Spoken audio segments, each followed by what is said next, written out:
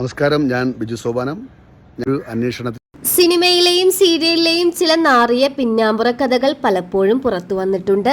എന്നാൽ ഉപ്പും മുളകും പോലെയുള്ള പരമ്പരയിൽ നിന്നും ലൈംഗിക അതിക്രമണം പോലെയുള്ള കാര്യങ്ങൾ ഉണ്ടാകുമെന്ന് ആരും വിചാരിച്ചു കാണില്ല. 8 വർഷങ്ങളായി കുടുംബ പ്രേക്ഷകർ മുടങ്ങാതെ കാണുന്ന പരമ്പരയാണ് ഉപ്പും മുളകും. പഴയ എപ്പിസോഡുകൾക്കെല്ലാം യൂട്യൂബിൽ ഇപ്പോഴും കാഴ്ചക്കാർ ഏറെയാണ്. ഒരു കുടുംബം പോലെ കഴിയുന്ന താരങ്ങളെല്ലാം പുറത്ത് ഏതു പരിപാടിക്ക് വന്നാലും ഒന്നിച്ചാണ് എത്താറുള്ളത്. എന്നാൽ ബിജു സോപാനത്തെ പോലെയുള്ള ഒരാളിൽ നിന്നും ആർക്കും ഇതൊന്നും ചിന്തിക്കാൻ പോലും കഴിയില്ല.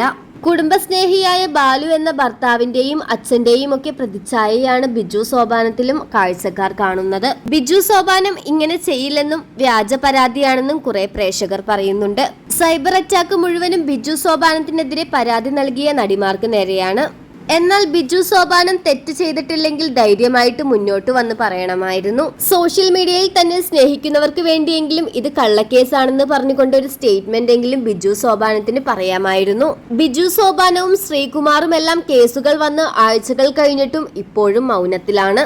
ഇതേക്കുറിച്ച് നേരിട്ട് ചോദിച്ചവരോട് കേസുമായി സഹകരിക്കുമെന്ന് മാത്രമാണ് താരങ്ങൾ പറഞ്ഞത്.